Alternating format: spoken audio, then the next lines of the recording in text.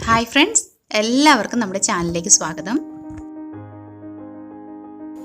ഇന്നിവിടെ നമ്മൾ തയ്യാറാക്കാൻ പോകുന്നത് ഒരു നാടൻ ചിക്കൻ റോസ്റ്റാണ്. എങ്ങനെയാണ് തയ്യാറാക്കുന്നതെന്ന് നമുക്ക് നോക്കാം. ചിക്കൻ റോസ്റ്റിന് വേണ്ട സാധനങ്ങൾ എന്തൊക്കെയാണെന്ന് നോക്കാം. ഇവിടെ ഞാനിപ്പോൾ ഒരു 10-12 പീസ് ചിക്കൻ എടുത്തിട്ടുണ്ട്. ഒരു 1/2 കിലോയോളം വരും. ഒരു 3 മീഡിയം സൈസ് സവാളയാണ് എടുത്തിട്ടുള്ളത്. അത് സ്ലൈസായി അരിഞ്ഞെടുത്തിട്ടുണ്ട്.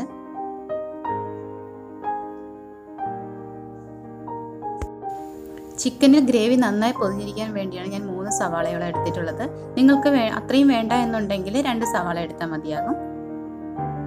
ഒരു 8-10 ചെറിയ ഉള്ളി കൂടി എടുത്തിട്ടുണ്ട്. ഇഞ്ചിയും വെളുത്തുള്ളിയും ചതച്ചെടുത്തിട്ടുണ്ട്.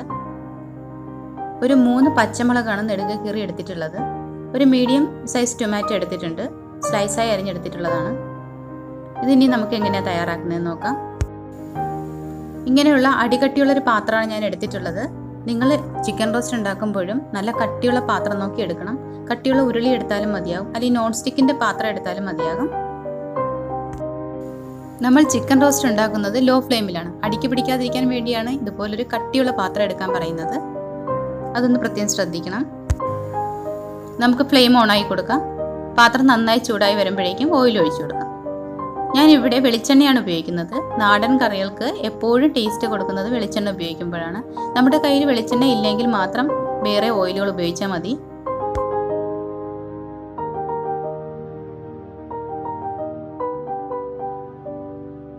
ഇപ്പോൾ ഓയിൽ നന്നായി ചൂടായി വന്നിട്ടുണ്ട്. ഇതിലേക്ക് ഞാൻ ചെറിയ 2 കഷ്ണം പട്ട ഇട്ട് കൊടുക്കുന്നുണ്ട്. ഇനി ഇതിലേക്ക് ചതച്ച് വെച്ചിട്ടുള്ള ഇഞ്ചിയും വെളുത്തുള്ളിയും കൂടി ഇട്ട് കൊടുക്കാം.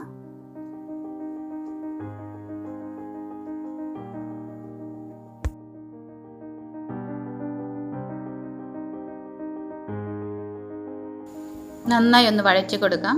ഇഞ്ചിയുടെയും വെളുത്തുള്ളിയുടെയും പച്ചമണമൊക്കെ മാറി ഒന്ന് മൂത്ത് വരണം. ഇനി നമുക്കിതിലേക്ക് പച്ചമുളക് ഇട്ട് കൊടുക്കാം.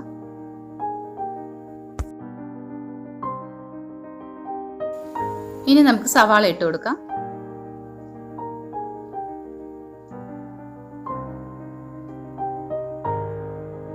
കുറച്ച് ഉപ്പ് കൂടി ഇടാം. ആവശ്യത്തിനുള്ള ഉപ്പിട്ടാൽ മതിയാകും.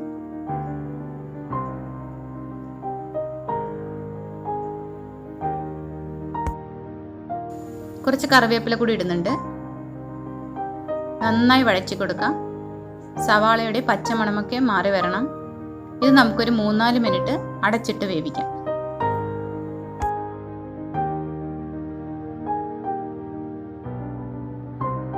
ഇപ്പോൾ സവാളയുടെ പച്ചമണമൊക്കെ മാറി വഴണ്ട് വന്നിട്ടുണ്ട്.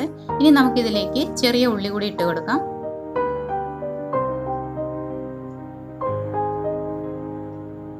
നന്നായി വഴറ്റി കൊടുക്കാം. ഇനി ഇത് നമുക്കൊരു 5 മിനിറ്റ് മൂടി വെച്ച് വേവിക്കാം. ലോ ഫ്ലെയിമിലാണ് നമ്മൾ വേവിക്കുന്നത്.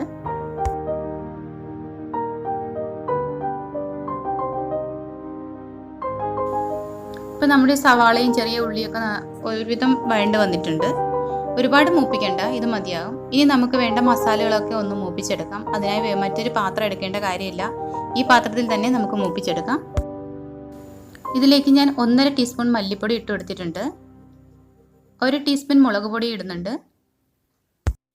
ഇതിലേക്ക് 1.5 ടീസ്പൂൺ കശ്മീരി മുളക് പൊടി കൂടി ഇടുന്നുണ്ട്.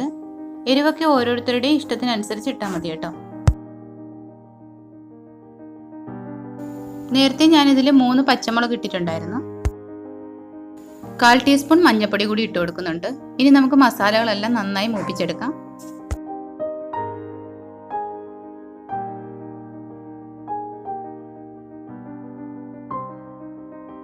ഇപ്പം നമ്മുടെ മസാലയുടെ പച്ചമണമൊക്കെ മാറി നന്നായി മൂത്ത് വന്നിട്ടുണ്ട്. ഇത് നമുക്ക് നന്നായി മിക്സ് ചെയ്ത് കൊടുക്കാം.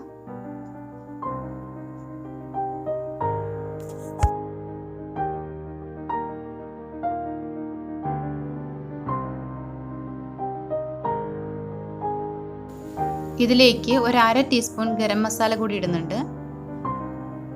നന്നായി മൂപ്പിച്ചെടുക്കാം. ഇപ്പം മസാലയുടെ ഒരു നല്ല മണമൊക്കെ വരുന്നുണ്ട് കേട്ടോ.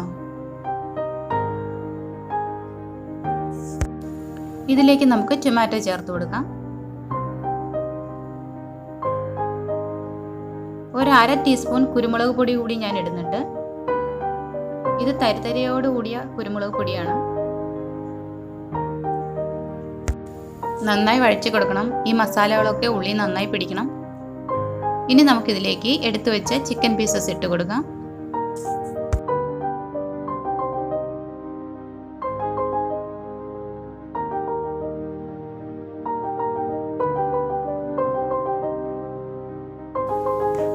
നന്നായി മിക്സ് ചെയ്ത് കൊടുക്കാം. ഈ ചിക്കനിൽ ഉള്ളിയും മസാലയും എല്ലാം നന്നായി പൊതിഞ്ഞെടുക്കണം. പതുക്കെ ഇളക്കി കൊടുത്താൽ മതി. ചിക്കനിൽ നമ്മൾ ഉപ്പിട്ട് കൊടുത്തിട്ടുണ്ടായിരുന്നില്ല. ഉള്ളിയിൽ മാത്രമായിരുന്നു ഉപ്പിട്ട് കൊടുത്തിരുന്നത്. ആവശ്യത്തിന് ഉപ്പ് കൂടി ഇട്ട് കൊടുക്കാം. നന്നായി ഒന്ന് മിക്സാക്കി എടുക്കാം.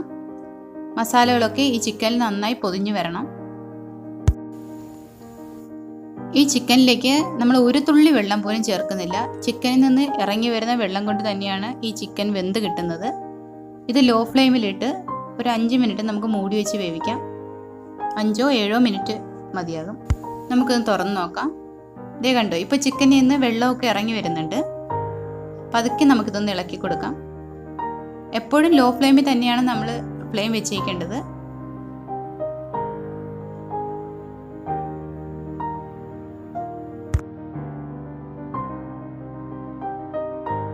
ഇപ്പോൾ ചിക്കനും മസാലകളൊക്കെ നന്നായി പിടിച്ച് വരുന്നുണ്ട്.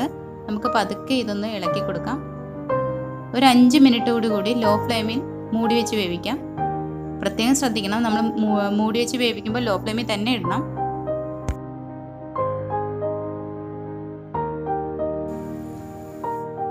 കണ്ടോ, ഇപ്പോൾ ചിക്കനിൽ നിന്ന് മുഴുവൻ വെള്ളം ഇറങ്ങി വന്നിട്ടുണ്ട്.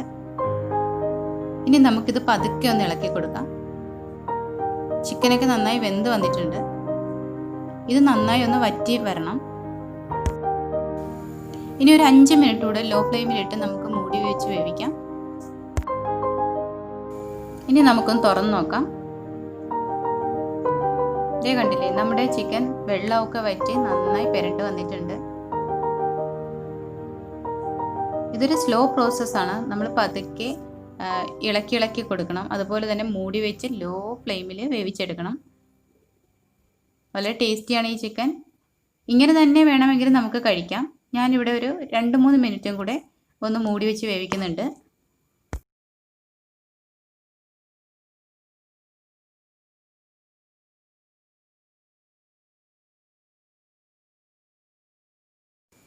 ഇത് കണ്ടില്ലേ, നമ്മുടെ ചിക്കൻ മസാലകളൊക്കെ പിടിച്ച് നല്ല ഡ്രൈ ആയി വന്നിട്ടുണ്ട്. ഈ ഒരു പരുവം മതി. നമ്മൾ ഉപ്പ് നോക്കിയിട്ടില്ല, ഉപ്പൊന്ന് നോക്കാം. ഉപ്പ് കറക്റ്റാണ്. ഇനി നമുക്കിതിലേക്ക് കുറച്ച് കറിവേപ്പില കൂടി ഇട്ട് കൊടുക്കാം. ഫൈനൽ പ്രോസസ്സാണ്. ഒരു ചെറിയ ടിപ്പ് കൂടി പറയാം. ഇതിന് മുകളിലേക്ക് ഞാനൊരു 1/4 ടീസ്പൂൺ വെളിച്ചെണ്ണ കൂടി ഒഴിക്കുന്നുണ്ട്. ഇപ്പോൾ ഞാൻ ഫ്ലെയിം ഓഫ് ചെയ്ത് കൊടുത്തിട്ടുണ്ട്. ഇനി മൂടി വെച്ചിട്ട് ഒരു 5 മിനിറ്റ് കഴിഞ്ഞ് മൂടി തുറന്ന് നോക്കാം. നല്ലൊരു മണമൊക്കെ ഉണ്ടാവും. ഏതൊരു നാടൻ കറിയുടെ മുകളിലും കുറച്ച് പച്ച വെളിച്ചെണ്ണ തൂവി കൊടുക്കുന്നത് അതിൻ്റെ മണവും രുചിയൊക്കെ കൂടാൻ സഹായിക്കും. നമുക്കിതൊരു 5 മിനിറ്റ് മൂടി വെച്ച് കൊടുക്കാം. ഇനി നമുക്കിതൊന്ന് തുറന്ന് നോക്കാം. നല്ലൊരു മണമൊക്കെ വരുന്നുണ്ട്. ഇനി നമുക്ക് മറ്റൊരു പാത്രത്തിലേക്ക് മാറ്റാം.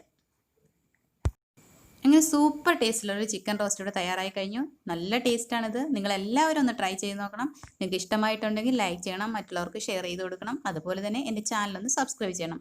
തൊട്ടടുത്ത ബെല്ലൈക്കണം ഓളും കൂടി പ്രസ് ചെയ്താൽ ഞാനിടുന്ന വീഡിയോസ് എല്ലാം അപ്പോൾ നോട്ടിഫിക്കേഷനായി നിങ്ങൾക്ക് ലഭിക്കുന്നതാണ്. താങ്ക്